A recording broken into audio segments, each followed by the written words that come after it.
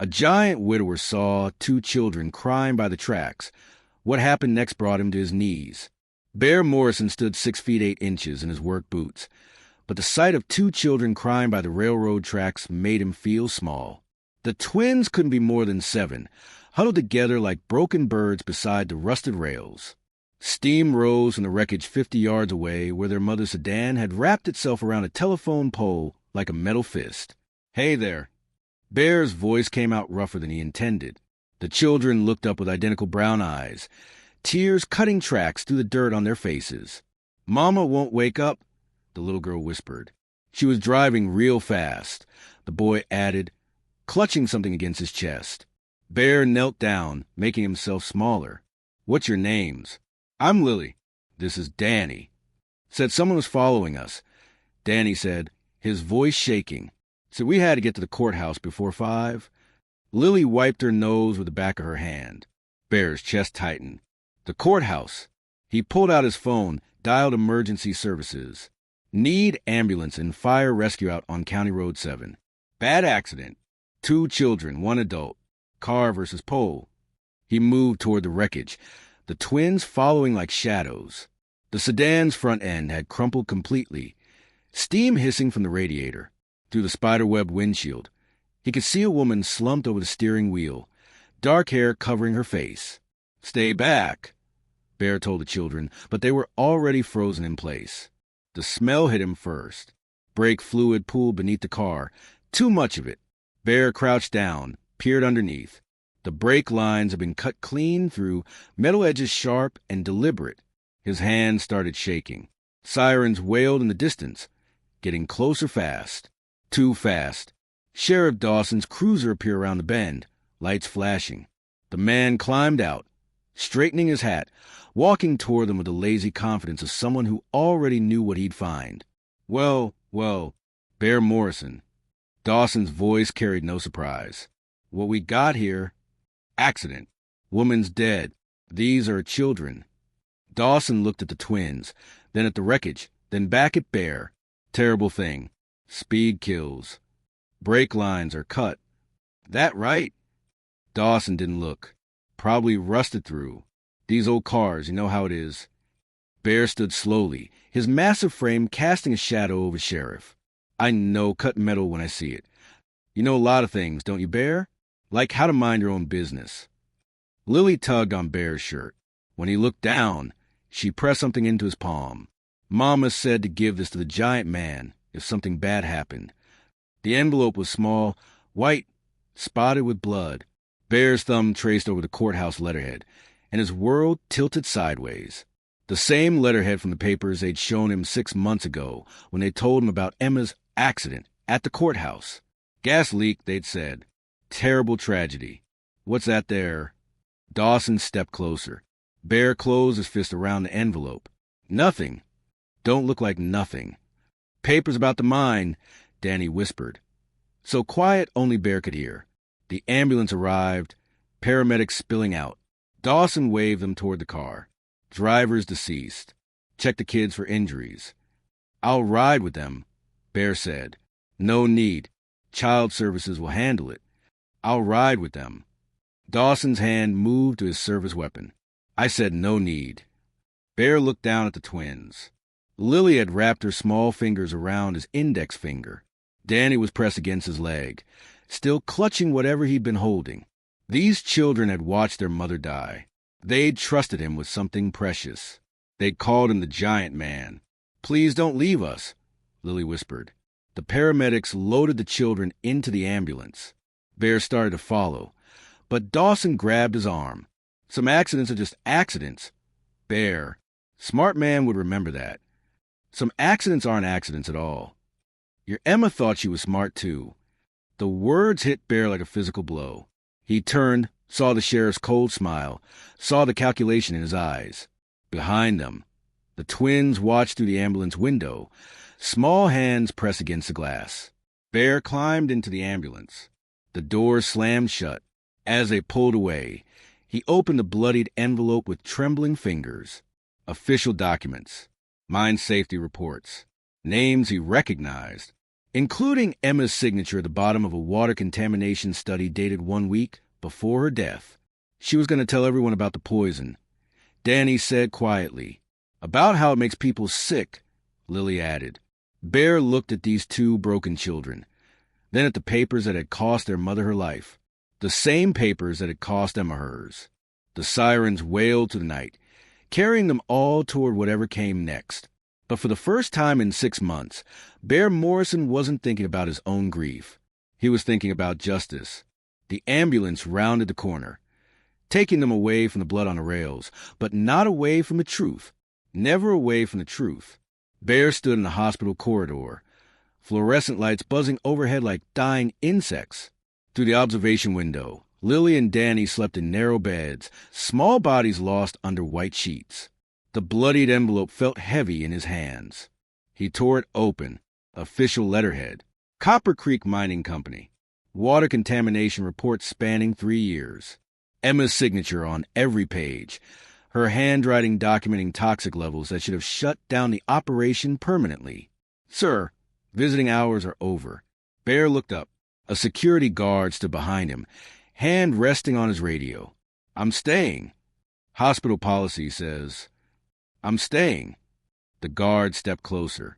Bear turned, all 6 feet 8 inches of him, and the man took 2 steps back.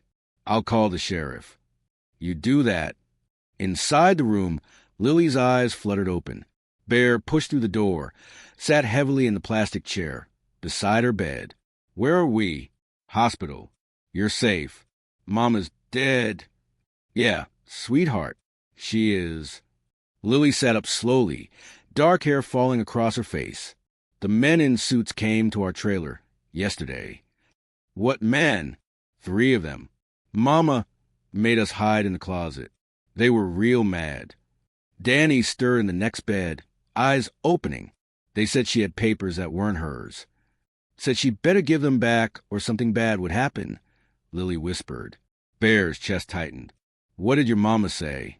Said she already made copies. Said the whole world was going to know what they did to the water. Danny reached under his pillow, pulled out a crayon and piece of paper, started drawing without a word. First a man in a uniform with a star on his chest, then a woman with black scribbles where her eyes should be. That's the bad sheriff, Danny said, pointing to his drawing. And that's the lady with no eyes, Lily added, from Mama's nightmares. Bear stared at the crude drawing. The woman's face was oval, her hair shoulder length. The black scribbles covered where her eyes should be. But the rest looked familiar, terribly familiar. Your mama drew this lady? She dreamed about her every night. Said the lady was trying to tell her something. Bear's hands began shaking. The lady with no eyes looked like Emma. Like Emma after the explosion at the courthouse had burned her face beyond recognition. Kids, I need to step out for a minute. Don't leave us. I'll be right back. I promise. Bear drove to Hillcrest Cemetery as the sun set, casting long shadows between the headstones. Emma's grave sat under an old oak tree, just like she would have wanted, but someone had been there recently. Fresh white roses lay across the granite marker. He knelt down, picked up the flowers. A note was tucked between the stems. They're watching the children. Touching, ain't it? Bear spun around. Sheriff Dawson emerged from behind a nearby monument, thumbs hooked in his belt. Flowers are a nice touch, Dawson said, though I always thought Emma preferred daisies. Who's leaving them? Maybe someone with a guilty conscience. Or someone who knows the truth. Dawson stepped closer. Truth's a dangerous thing in a small town, Bear. Gets people hurt. My wife was investigating the mine. Your wife was sticking her nose where it didn't belong. Just like Sarah Chun. The sheriff's face went cold. What did you say? Sarah Chun, the twins' mother. She was Emma's research partner, wasn't she? You're reaching, Bear. They were working together, documenting the contamination, building a case. Accidents happen. Gas leaks. Car crashes. Sometimes people just die. Bear stood slowly, towering over the smaller man. Sometimes people get murdered. Careful now. Emma found something. Something big enough to kill for. Your wife died in a tragic accident. My wife died because she threatened your bosses. Dawson's hand moved to his gun. Some conversations should stay buried, just like the folks who started them. Is that a threat? It's friendly advice from someone who's seen what happens to people who don't take it. Bear looked down at Emma's grave, at the mysterious flowers, at the note warning him about the children. Everything connected. The mine, the water, the deaths. 2 women who tried to expose the truth, both silenced before they could speak. Sarah Chin was going to testify, wasn't she? At the courthouse hearing. I wouldn't know anything about that. That's why they killed her. Same reason they killed Emma. Dawson pulled his gun, held it low by his side. You're grieving, Bear. Makes a man see conspiracies where there ain't none. Those children saw everything. Children have active imaginations. They remember. Memory is a funny thing. Sometimes it needs help forgetting. Bear's blood went cold. If you hurt those kids, nobody's going to hurt anybody, long as everybody keeps their mouths shut. Bear backed toward his truck, keeping his eyes on the sheriff's gun. This ain't over. It is if you're smart. Bear drove back to the hospital, his mind racing. Emma and Sarah had been working together, both dead within months of each other, both investigating the same mining company, both threatening to expose something worth killing for. He took the stairs 2 at a time, burst through the door to the children's room. The beds were empty, white sheets thrown back, machines beeping at nothing. Lily, Danny. A nurse appeared in the doorway. Sir, you can't be in here. Where are the children? Child Services picked them up an hour ago. What services? Sheriff Dawson said it was official business. Bear felt the world tilt. 30 minutes. They've been gone 30 minutes. Sir, I need you to calm down.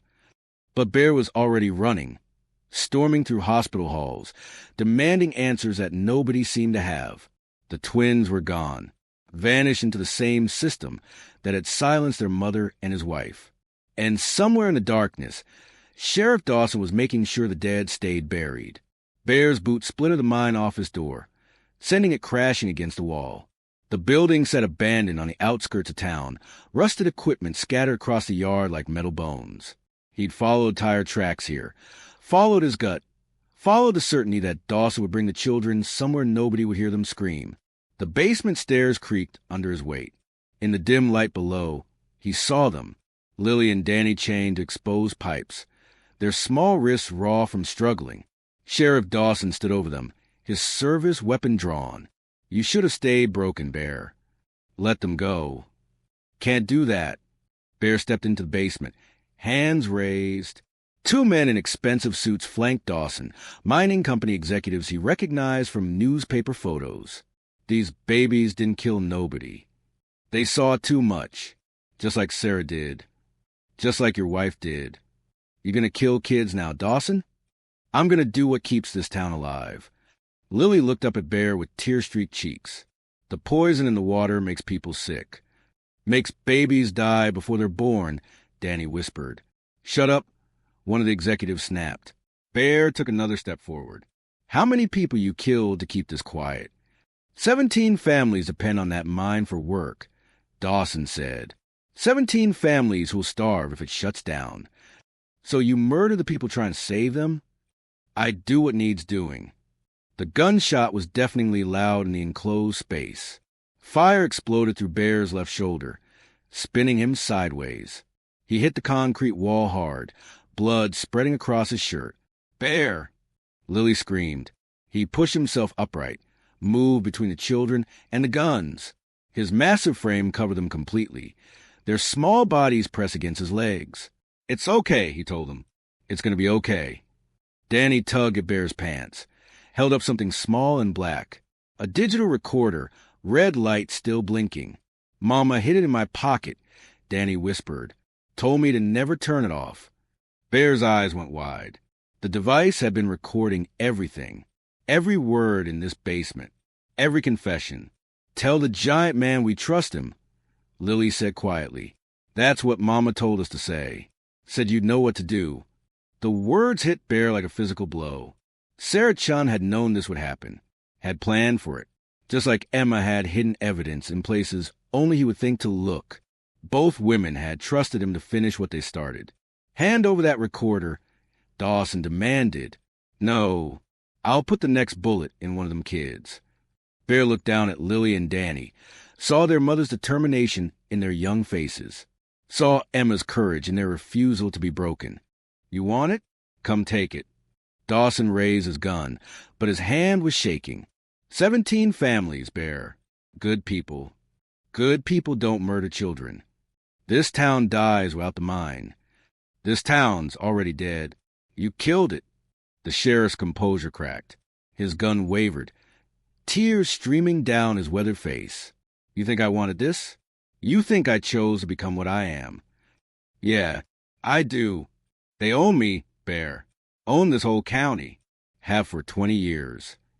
Then stop being owned." Dawson's weapon clattered to the floor. He collapsed into a metal chair, put his head in his hands. Started with just one family, the Hendersons. Their baby was born wrong, all twisted up inside. Sarah proved it was the mine water, proved it beyond doubt. "So you killed her." "They told me to make it look like an accident. Paid me enough to send my own daughter to college. And Emma," she found Sarah's research, connected the dots. 23 families affected over 8 years. Birth defects, cancers, deaths that should never have happened. Bear felt his legs give out, not from the gunshot wound, but from the weight of understanding. He sank to his knees, still shielding the children with his body. "Your wife was going to testify at the federal hearing. Sarah, too. They had documentation going back a decade. So you murdered them both." "I murdered a lot of people." Dawson looked up, his face hollow. "But I won't murder children. I won't." Sirens wailed in the distance, growing louder. Bear had called the state investigators before coming here, sent them copies of everything Emma and Sarah had gathered. Lily wrapped her small arms around Bear's neck. "You kept your promise." "What promise?" "To keep us safe. Mama knew you would." Danny pressed his face against Bear's chest. "She said giants are supposed to protect little people." Bear held them both, his massive hands gentle on their small backs. For 6 months, he'd been drowning in his own grief, lost in the weight of Emma's death. But these children had shown him something else. Some weights were meant to be shared. Some burdens became lighter when you carried them for others. The basement filled with footsteps. State investigators, federal agents, people who would finally listen to what the dead had been trying to say. Bear Morrison knelt in the abandoned mine shaft, cradling 2 traumatized children, understanding at last that his size meant nothing until he used it to shelter those who couldn't shelter themselves. That his strength was worthless until he spent it protecting the innocent. He was no longer a broken widower. He was exactly what Emma and Sarah had known he could become. A guardian of truth, a keeper of promises, a giant brought to his knees not by defeat, but by the sacred weight of witness.